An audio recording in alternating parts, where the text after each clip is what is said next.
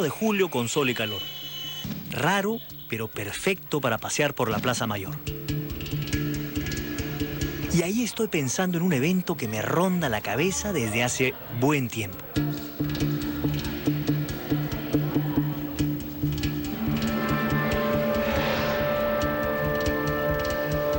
En estos recorridos limeños es inevitable encontrarse con historias en donde el conquistador Pizarro asoma. Mal que bien, el conquistador es parte de nuestra historia y un personaje sin duda interesante. Pero su muerte y los sucesos de sus restos son fascinantes.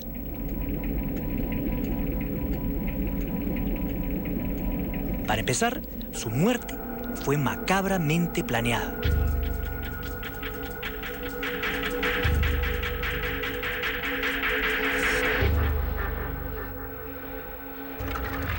Como no soy un improvisado y hay que leer para entender, esto es lo que sé. En la mañana del 26 de junio de 1541, don Francisco Pizarro había dicho que iba a asistir a una misa en la catedral. Era día domingo, pero por alguna razón se quedó en su casa almorzando con ciertos allegados. Esa misma mañana a las 11, 12 individuos totalmente iracundos y armados hasta los dientes con espadas salieron de la calle de Judíos, aquí al costado de la catedral. Cruzaron raudamente la Plaza Mayor gritando ¡Viva el rey! ¡Muera el traidor! Esto llegó rápidamente a los oídos de Francisco Pizarro, quien se armó, pero 12 contra 1 era una batalla realmente injusta. Los asesinos se ensañaron con don Francisco. Este fue el primer magnicidio en la historia de nuestra ciudad.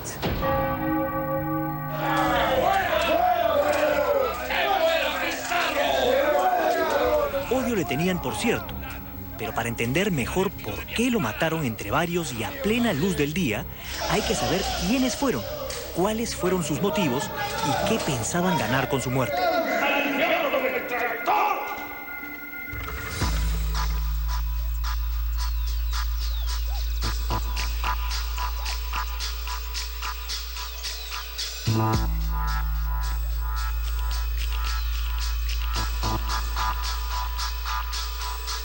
Así que me voy donde nuestro asesor y fresquísimo doctor en historia, Juan Luis Orrego, para que me ponga al día.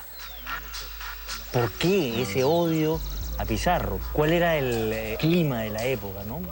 Hay que tener en cuenta que Pizarro comandó una empresa bastante arriesgada y no podía pues contentar a todos.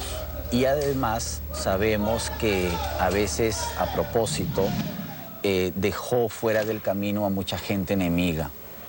En este caso estamos hablando de los almagristas. Y yo creo que la enemistad con los almagristas empezó desde la misma firma de la capitulación de Toledo. Porque en la capitulación de Toledo a Pizarro le dieron todos los títulos. Almagro lo dejaron sin nada.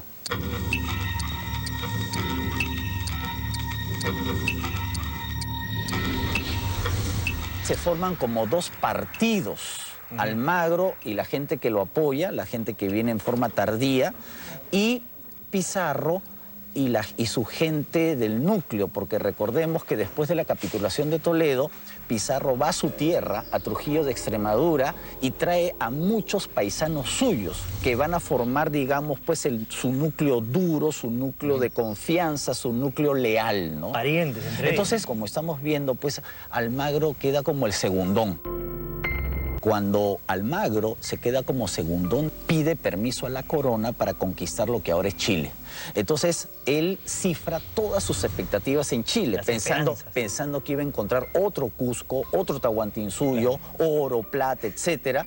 Y él sale del Cusco, una expedición además financiada por él, llegan a lo que ahora es Chile y por supuesto no encuentran nada parecido al Tahuantinsuyo e incluso encuentran a un grupo étnico como los araucanos que sabemos que eran muy belicosos. O sea, fue un fracaso. El fracaso de Chile encendió aún más el odio la enemistad entre Almagro y Pizarro, ¿no? Almagro empieza a decir que el Cusco era suyo. Pero no vamos a entender que el Cusco como ciudad, sino que los límites horizontales entre Nueva Castilla y Nueva Toledo un poco no se podían calcular con exactitud. Entonces, en realidad lo que estaba pidiendo Almagro es toda una franja donde estaba incluido el Cusco. Los españoles en el siglo XVI, cuando llegan, la mayor riqueza que encuentran no necesariamente es el oro y la plata, sino repartirse a los indios en encomiendas. Y por lo tanto, las encomiendas más ricas, más grandes, por la cantidad de indios, estaban en la Sierra Sur. En realidad, es el pleito por las encomiendas, por la repartición de la población más rica, ¿no? En mano de obra.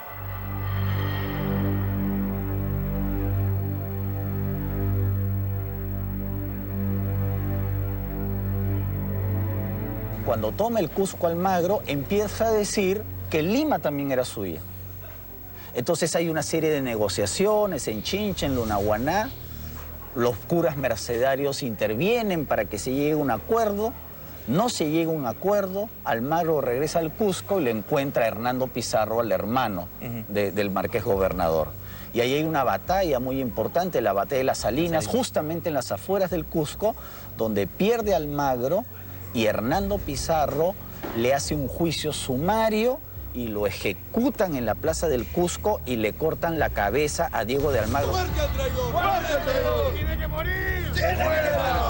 ¡Hoy muere! ¡Hoy se muere! ¡Hoy muere! ¡Viva el rey! ¡Viva el rey! Se quedaron entonces los resentimientos, el odio, la culpa de los almagristas que quedaban. No solamente los almagristas del núcleo duro de Almagro, sino otra gente que también había llegado posteriormente a la conquista.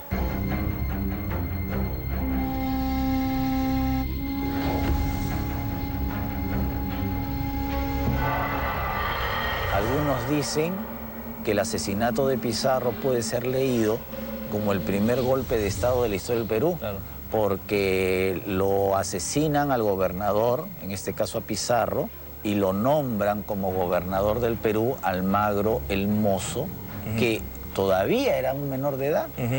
Digamos que podríamos interpretar que es el mandatario más joven que hemos tenido, ¿no? Pero era de facto, pues, porque no estaba reconocido por España.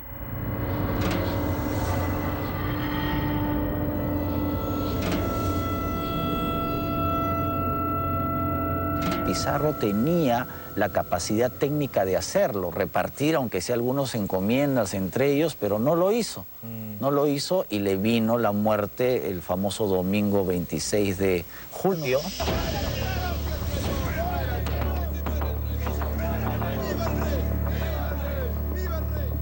Para no adelantar más la historia, solo contaré que fueron 12 los que rápidamente despacharon a los pocos que se quedaron con el marqués.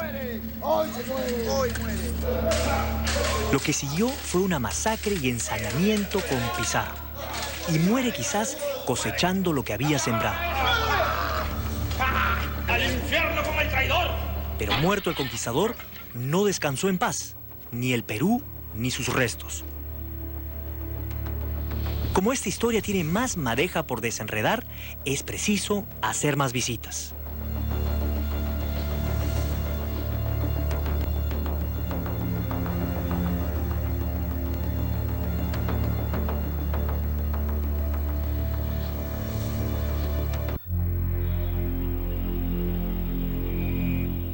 Sigo intrigado con el tema Pizarro. La siguiente pregunta se cae de madura. ¿Qué pasó con los restos de Pizarro? Para responder eso, otra vez a las crónicas. A Pizarro se lo quisieron llevar para exhibir su cuerpo, pero algunas personas influyentes convencieron a los almagristas de no hacerlo. Juan de Barbarán, soldado y amigo, lo puso en la cama y lo vistió con el noble hábito de la Orden de Santiago, y entre otras cosas le colocó en el pecho un bracamarte, una espada de caballería. Velado en secreto, por la noche lo enterraron furtivamente en donde hoy está el patio de los Naranjos en la Catedral de Lima. En 1544 se exhuman sus restos. se depositan en una caja de madera forrada en terciopelo y se entierran dentro. Pero la catedral sería reconstruida varias veces, por lo que los restos vagabundean dentro de la iglesia para finalmente acabar en la cripta.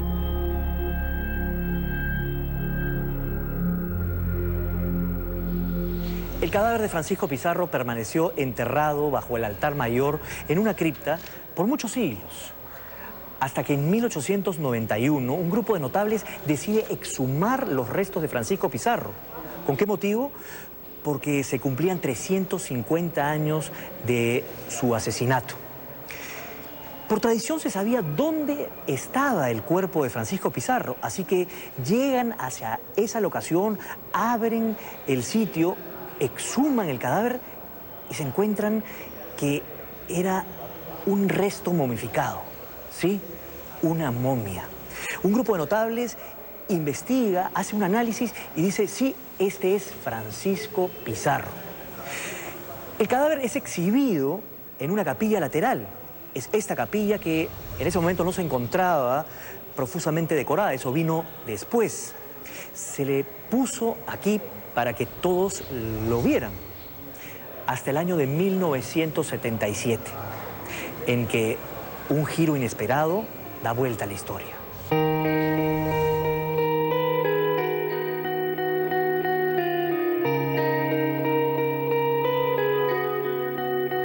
En ese año se encontraron unos restos que al parecer eran los del verdadero Pizarro. Uno de los personajes de esa historia es el doctor Hugo Ludeña, arqueólogo e historiador que en 1977 se encontraba trabajando en el entonces Instituto Nacional de Cultura.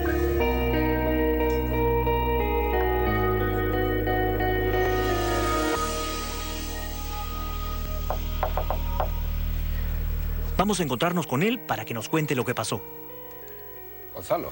Doctor Ludeña. ¿Qué tal? Adelante, lo estoy esperando. Gracias.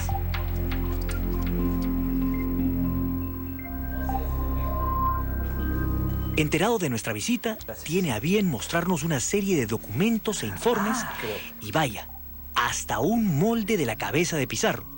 Eso sí es una gran sorpresa. Esta es la réplica. Pero mejor del cráneo conversemos de con él. Pizarro. Doctor, ¿en qué circunstancias se encontró y en qué fecha estos restos, el cual no se tenían relación hasta ese momento?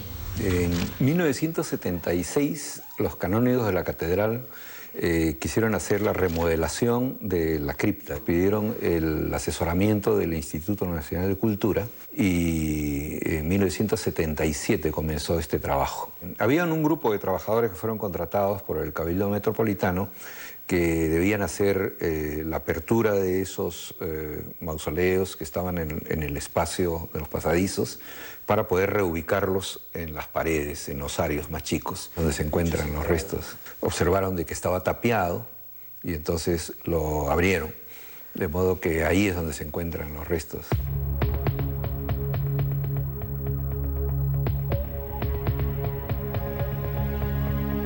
Hay que recordar que los restos de Pizarro ya se encontraban expuestos, los supuestos, ya se encontraban expuestos en una cripta en la catedral, ¿no? En la capilla, ¿no? En la capilla de los Reyes, que está junto a la entrada, ¿no?, de la catedral, había una momia, un cuerpo momificado, desde 1891, que fue cuando el alcalde de Lima quiso hacer un homenaje a Pizarro. Sacaron ese cuerpo momificado de la cripta, se hizo un estudio por dos médicos y se puso en la capilla de los Reyes como si fueran los de Pizarro. Ahora hubo siempre muchas dudas y mucha discusión durante más de 80 años, hasta que en 1905 un canónigo de la catedral, Monseñor Carlos García Irigoyen, escribiendo una historia de Santo Toribio, encontró entre los documentos del archivo del proceso de canonización esa acta en la cual se indica de que los restos de Pizarro estaban en la cripta, la cabeza estaba en una caja de plomo y sus restos estaban en una caja dentro de la cripta en un nicho. Pero solamente se tenía la documentación en la que constaba inclusive lo que decía en la cajita de plomo. De modo que en 1977, cuando los trabajadores abrieron el nicho central, encontraron la cajita de plomo con la inscripción, con el cráneo adentro y una caja con huesos.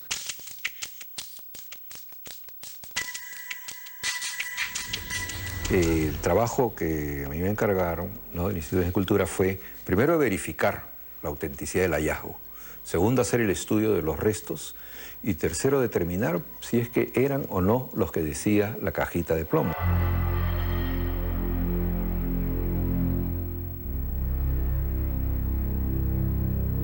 ¿Y en qué momento comenzaron a filtrarse las informaciones? Y el día sábado sucedió esto, el día domingo y lunes fueron las autoridades del Instituto de Cultura y hubo una persona que estuvo haciendo un dibujo, un plano, y un periodista, por una rendijita de las rejas, tomó una foto que se estaba haciendo el trabajo y el diario Comercio sacó una nota en primera página. Dicen, parece que se han encontrado los restos auténticos de Pizarro.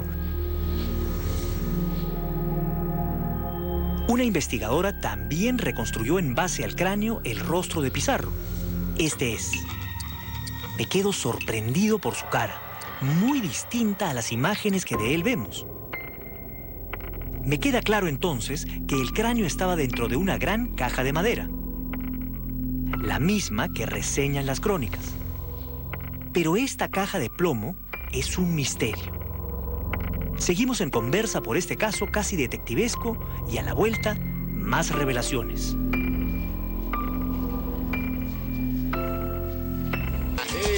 A la vuelta de la esquina.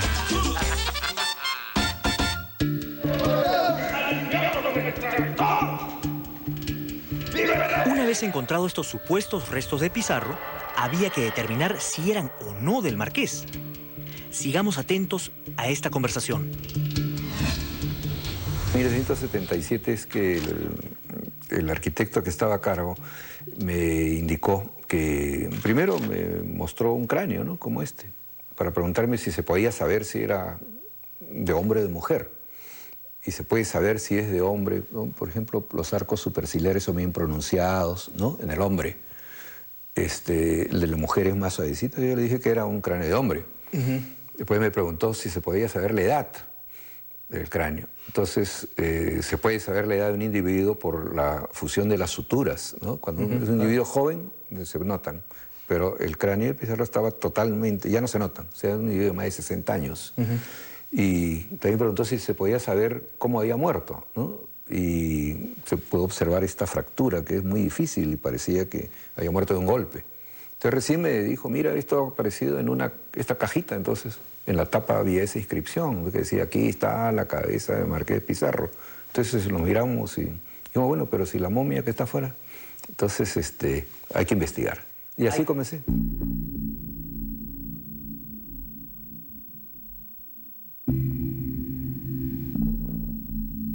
En 1984, ya cuando todos los trabajos se habían terminado acá, el doctor Benfer, con el cual trabajamos en otro tema, de arqueología prehispánica en el Valle del Chillón, que es antropólogo físico, le comenté y le informé sobre el avance de los detalles. Él me dijo que conocía a un antropólogo forense, su paisano de Texas, en la Universidad de Florida, el mejor, el doctor Maples.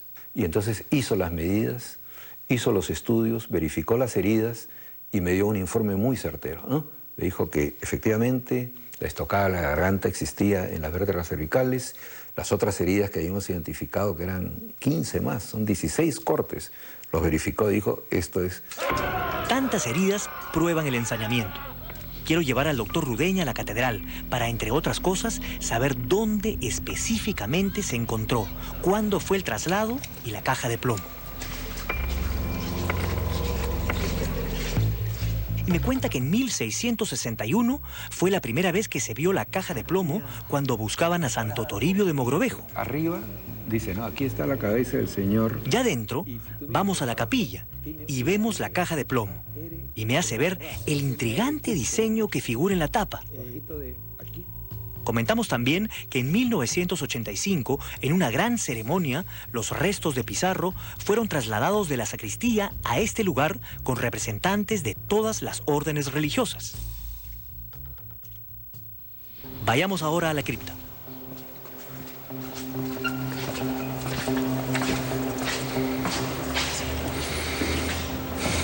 En 1977 para atrás, todo este espacio estaba lleno de túmulos, de tumbas. O sea, los restos estaban aquí en el suelo. Había cajas, ¿no? Como esto, ¿no? Sí. Pero habían por lo menos unos 10 por todas partes, entonces no se podía caminar. ¿En dónde estaba Pizarro?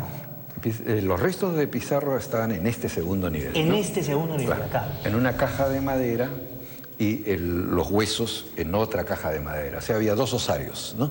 El de plomo dentro de una cajita de madera y el de otro de madera con los esqueletos. Luego de haber investigado los restos de Pizarro y llegado a una conclusión, quedaba pendiente por saber quién estaba en la capilla de Francisco Pizarro. ¿Sabía quién estaba enterrado ahí en ese momento?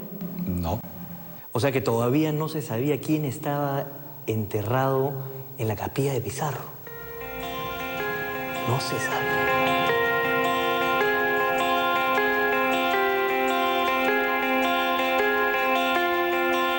Lo vemos alejarse extrañamente apurado y nos preguntamos qué nos falta por averiguar.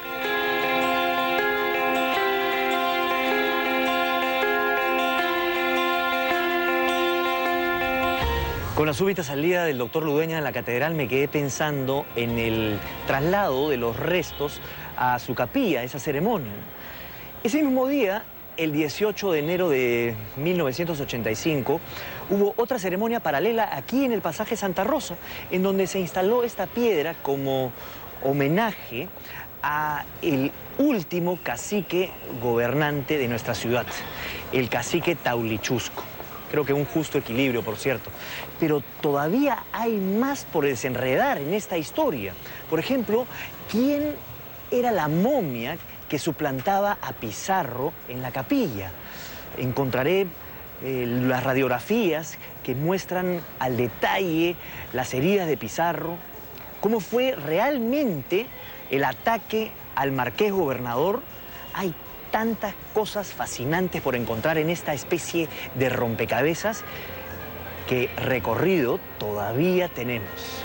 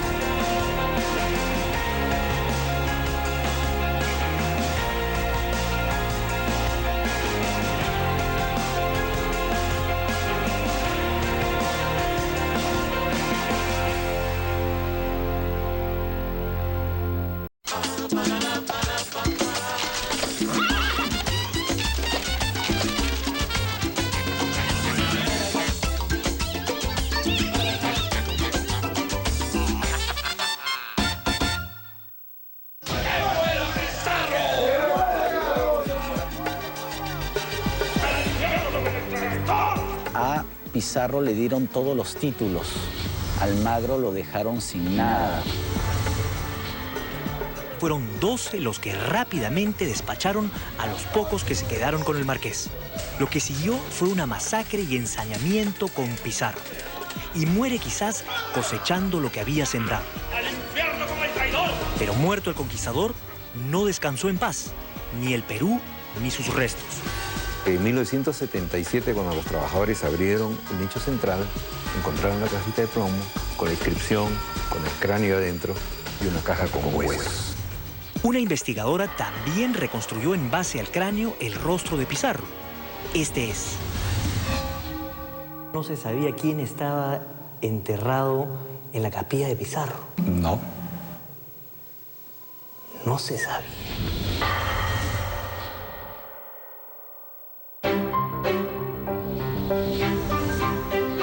Pizarro, Pizarro, Pizarro y más Pizarro. Sigo emperrechinado con el tema de su asesinato y también con la fascinante historia del va y viene de sus restos.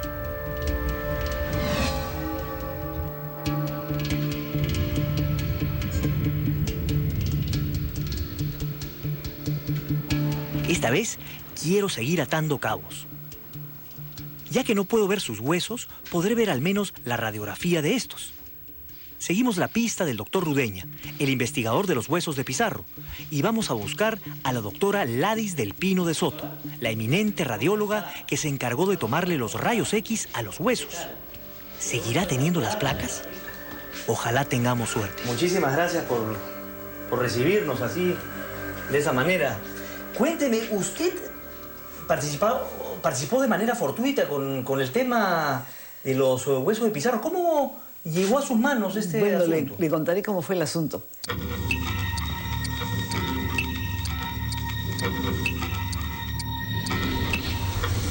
Uy, hay que tomarle radiografías a esa de cráneo, porque fue un cráneo lo que encontraron. Y hice pues las radiografías y ya nos fueron trayendo todo el resto de los esqueletos y todo eso. Entonces ese material, inclusive la momia vino acá para hacer radiografiarse, la momia que exhibían en la catedral. ¿La otra momia? La momia, pues. La momia, porque claro. Pizarro nunca fue momia. Claro, claro. Y por casualidad, esas cosas del destino, ¿no guarda usted todavía esas placas? Las tengo guardadas todas en ese folder. ¿Acá? En ese folder, ahí están toditas. El análisis radiológico, ¿qué nos puede indicar que no podemos ver a simple vista? Bueno, por ejemplo, la estructura ósea, ¿no? Es fundamental. Los huesos son más densos de la gente joven que de este individuo, que tiene unos 60, 70 años más o menos. Cuando yo leía mi libro de primaria y de media, todos comentaban cómo había sido la muerte de Pizarro y le pusieron una estocada en la garganta y murió. Y cuando encontré la estocada en la garganta, en la quinta vértebra cervical, hay una trayectoria de un arma punzocortante que se ve ahí y aquí en la quinta igualito. Esta es la trayectoria del arma punzocortante. Acá está. Esa en negra. Esa cosa negra. Esa cosa negra. Este es. Uy, y además yo la estaba viendo en el hueso. Este es el cuerpo vertebral. Esta es la cavidad medular. La cavidad medular. Sí, entonces el cuerpo vertebral fue el que fue incidido por el arma punzocortante en esta forma, en una oblicua. Ajá, de alguien que de repente no estaba tan perpendicular, pues, claro, ¿no? Sino estaba un poco de costado y al de costado y entra así. Así es. El húmero derecho ha perdido parte del hueso, pero en un corte tangencial. ¿Se da cuenta? Sí. Fíjese, ha perdido. Acá está el corte. Correcto. O sea, él estaba armado con su espada en la mano derecha y recibe un corte en esta forma. Evidentemente que era ambidextro él. Tuvo que pasar la espada al otro lado, si tenía roto las inserciones musculares para poder actuar con este codo. Aquí tiene una lesión en esta fosa, o sea que le ha llegado una espada, le ha llegado ahí. Sí. En los pómulos tenemos unos puentes que se llaman las apófisis cigomáticas. Aquí ha desaparecido la apófisis cigomática. Este es el reborde orbitario. Aquí ha perdido. Todo esto del hueso se ha roto. Y se sabe inclusive el nombre del tipo del español ese, porque se jactaba de haberle tirado una botella llena de agua y se la tiró en la cara. Entonces estaba satisfecho, le he tirado una... Entonces le ha roto la frente. ¿Y estas? Y esto nos impresionó muchísimo. Si en esa época no habían armas de fuego. Cuando la cabeza está metida dentro de su caja de plomo, hay zonas salientes que están en directo contacto con el plomo y otras que están fuera del contacto. Claro, y resulta que coincidentemente en las zonas donde estaba en contacto del hueso con el plomo, el hueso ha absorbido el plomo. Salimos más que satisfechos y emocionados en saber cómo lo atacaron y le produjeron tremendas heridas. Como no soy espadachín ni pretendo serlo, voy a visitar a mi amigo Iván Huapaya, esgrimista que alguna vez enseñó a este descoordinado cuerpo. El tema es... A Iván le tengo que poner en autos y dejarle cierta información para que pueda pensar. Luego regresaré con él para ver qué ha preparado. Es hora de regresar donde el doctor Rudeña y averiguar el tema del cadáver impostor. ¿Le llegaron a dar la autorización para abrir la urna? ¿Quién era finalmente y por qué lo hicieron pasar como Pizarro? ¿Qué sucedió en 1891? ¿Usted también ha estudiado ese...? Sí, sí. Lo que pasaba es lo siguiente, ¿no? El alcalde de Lima quería hacer un homenaje a Pizarro, pues, después de 450 años de su muerte, ¿no? Lógico. Pizarro fue el fundador de la ciudad, ¿no? Fue su planificador. Entonces, el Consejo de Lima había tenido un acuerdo de que se pongan sus restos en una capilla. De modo que hubo una comisión, todas las formalidades, pero la momia estaba ahí, como dice el acta, ¿no? De acuerdo a la tradición general, dicen que esa es la momia, por lo tanto, sacaron esa momia.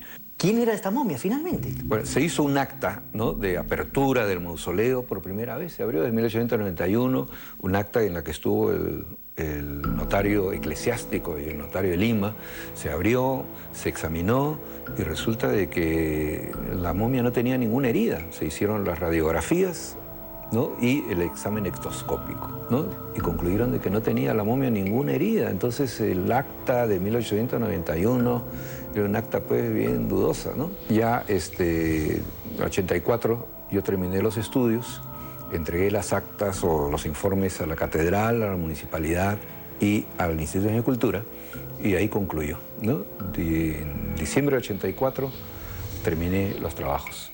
Los canónigos acordaron que la momia pues debía volver a la cripta y los restos auténticos debían ponerse en su capilla. Y así se hizo. Más datos espectaculares, por supuesto. Pero ¿qué dicen los rayos X? Sé que la doctora del Pino tiene esas placas. En un rato voy para allá.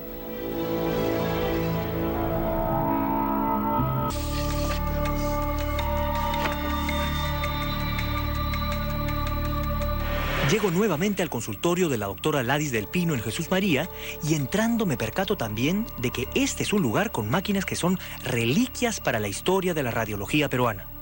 Pero a eso no he venido, así que vamos a ver y conversar sobre las placas de la momia. Esta es la parte... Es el frontal del tórax. Del tórax. Acá, columna cervical, la parte alta. Y le habían puesto una vara de metal detrás para que no se quebrara.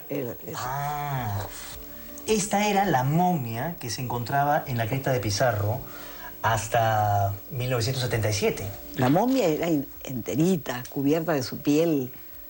Claro, tenía maltratos y unas despostilladuras. Este es el cráneo que está prácticamente entero. Entero, no tiene ninguna lesión. Doctora, esta persona entonces debe haber sido alguien que ha pasado su vida de manera apacible, sin ningún sobresalto. Sí, claro. Quizás no haya sido un guerrero ni combatiente. Un sacerdote de repente, ¿no? Quizás un sacerdote. Sí, pues. Tenía la cabeza amarrada. Fíjese qué cosa tan incongruente que pensaran de que era de Pizarro. Si tenía una cabeza vacía y amarrada a una momia que no tenía cabeza. Ya. En cambio, la cabeza de Pizarro apareció por otro lado diciendo esta es la cabeza de Pizarro. ¿Se lo han hecho posteriormente o...? Para poder entregar pues, ese artefacto diciendo que era el esqueleto de Pizarro le faltaba una cabeza. Y no tenía cabeza, parece. O sea, ¿usted me está diciendo que esa cabeza no pertenecía a este cuerpo? No estoy segura, pero sí se lo habían amarrado. Salgo con más piezas del rompecabezas. Ahora mismo estoy más que empilado, porque sé que recientemente ha habido nuevas investigaciones forenses sobre los huesos de Pizarro. Quizás complete más piezas.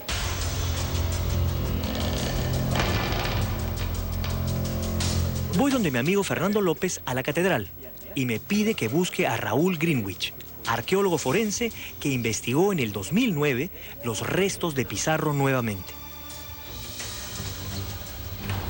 Vaya que lo encuentro subterráneamente y como debía ser, en una cripta. ¿Raúl? ¿Gonzalo? Hola, ¿qué tal? ¿Cómo estás, Raúl? Bien, bien, ¿qué tal? Oye, te vengo buscando desde que leí este librito que hice Francisco Pizarro, Evidencias Históricas y Bioarqueológicas. Tú has investigado últimamente los restos de Pizarro. Sí, a partir del 2006, una última investigación. ¿Cómo así te involucraste con este tema y por qué? Fue un tema más que todo académico, ¿no? Creé un proyecto para poder analizar individuos de época colonial.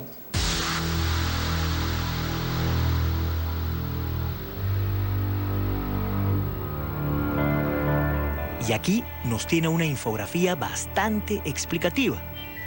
La caja, hay que recordar, donde se encontró, tenía esa inscripción que está ahí al fondo, una caja de plomo, donde se encontró el cráneo, ¿no es cierto? El cráneo, mandíbula y la empuñadura de una espada, mezclados en otra caja con varios individuos. Con varios individuos. Bueno, encontramos, te comentaré, varias lesiones perimortem. Una de las principales y las más notables fue, por ejemplo, esta de acá, que es a la altura del pómulo. Una lesión que es con un artefacto laminar, pero que es fuerte. Es decir, la intención es no solamente cortar, sino también cercenar. A ver, hemos traído a nuestro Francisco Pizarro de Mentiritas.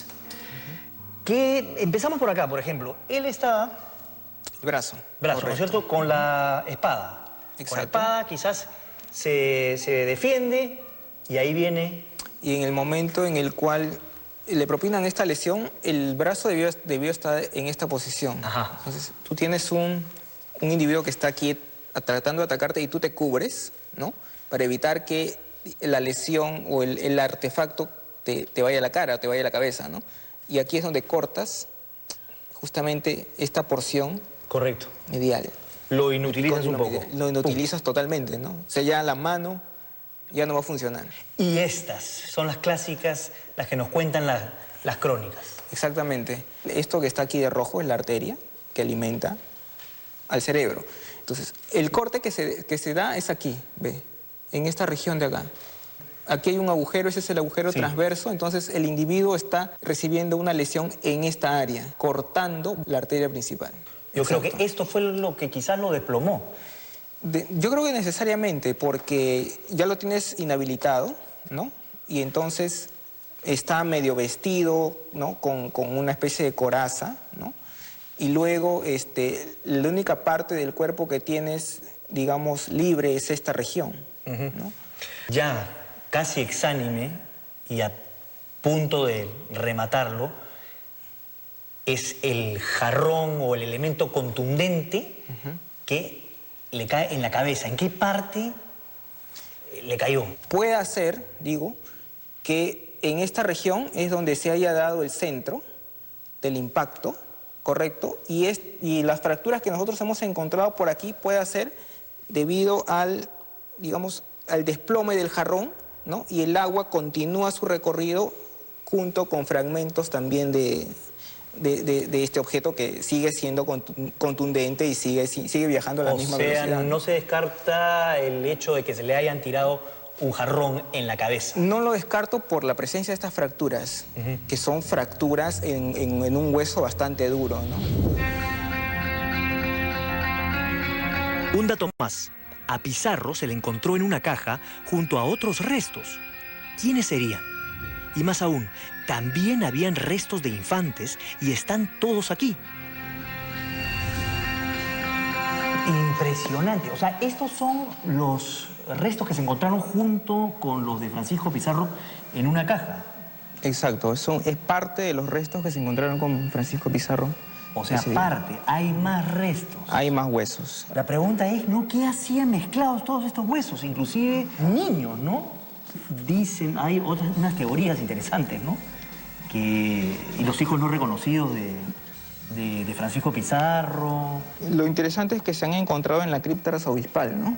La cripta principal. O sea, son personajes importantes. Son personajes importantes. Eso ya te da una idea. Me da una idea, no solamente los niños, sino también los personajes que están aquí, ¿no? Enterrados, los adultos. Raúl me coge de improvisado ayudante y me cuenta cómo armar un esqueleto.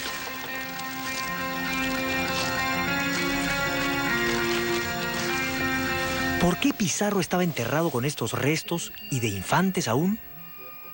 Quizás pura manipulación de los restos o había alguna relación. No hay investigación todavía y para hacerlo se necesita ADN de parte de un familiar matrilineal. Ese es Francisco Martín de Alcántara y no se sabe dónde está enterrado. Por el momento lo dejamos ahí. ¿Y dónde están los restos materiales que se encontraron en la caja de Pizarro? Raúl me pide que lo acompañe.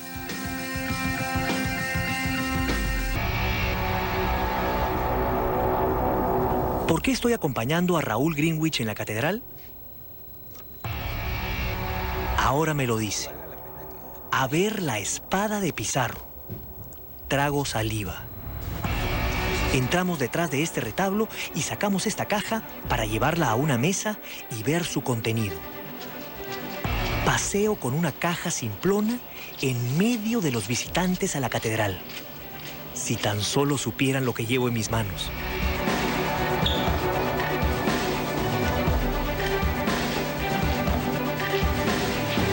Vamos desempacando con cuidado. ¿Lo tenemos acá? Y aquí está. Los restos de la espada. Los restos de la espada, exactamente. Esta es la espada que se encontró en el descubrimiento de 1977. Si te das cuenta, esta espada no es recta, tiene una sinuosidad, ¿no? Podríamos aventurarnos a decir que con esta espada se conquistó el Perú. Posiblemente, no lo sabemos. Emocionado y agradecido hasta el tuétano, debo confesar. Pero es hora de ir a mi casa a procesar otra cosa que tengo en mente. El símbolo de la caja de plomo. Me regresé a mi casa intrigado por un detalle. El símbolo que aparece en la caja de Pizarro. En una toma negativa es este de aquí. Como nada es casual, me puse a investigar. Y como una buena investigación genera más preguntas que respuestas. En este libro que tengo en mi biblioteca, sí, tengo biblioteca de libros, encontré el símbolo.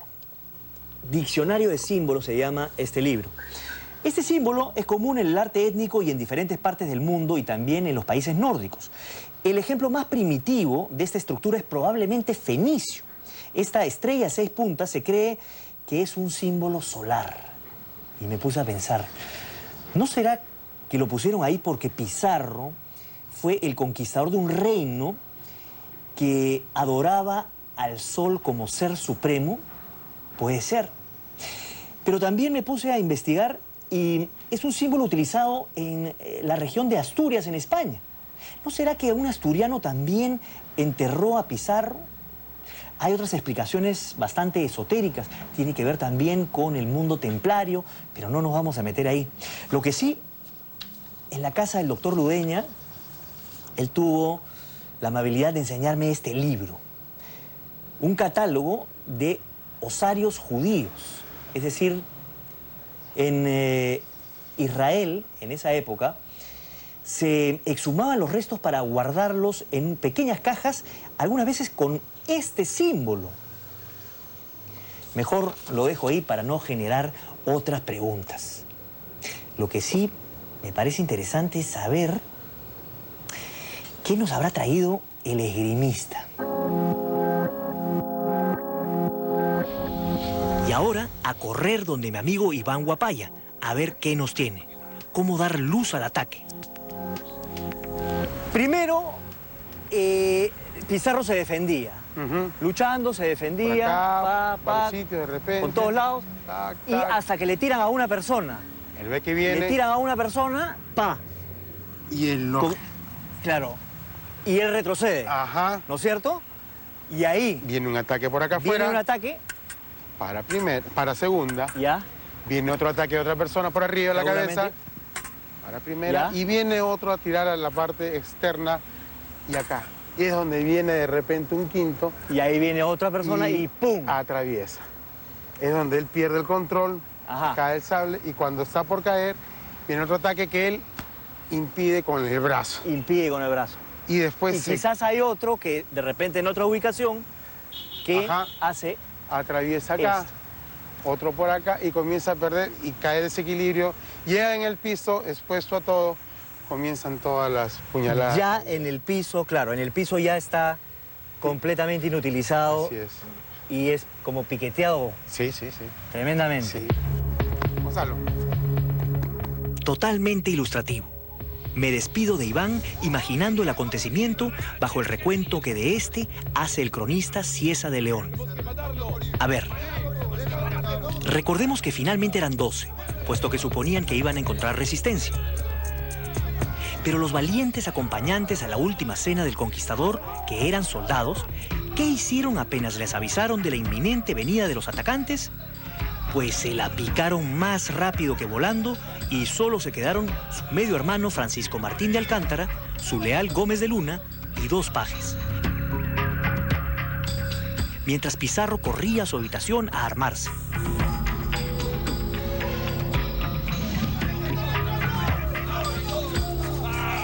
Mientras tanto, el capitán Francisco de Chávez inexplicablemente mandó abrir el portón que los protegía para hacer entrar en razón a los almagristas. Grave error. Lo que siguió fue una masacre. ¡Armas, armas! ¡Que vino de Chile! ¡A matar al marqués! Juan de Rada y compinches despacharon rápidamente a los pajes y al medio hermano de Pizarro.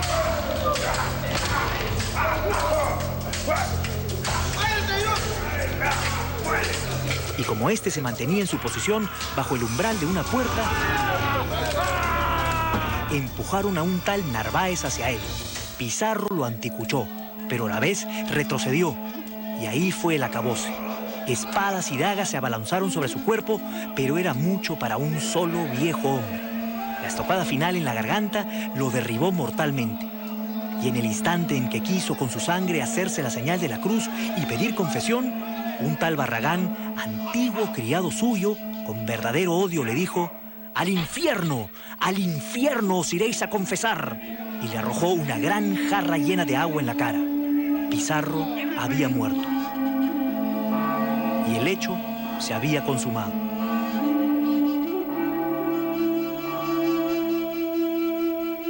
Pero como ya sabemos, Pizarro no descansaría en paz ni después de muerto.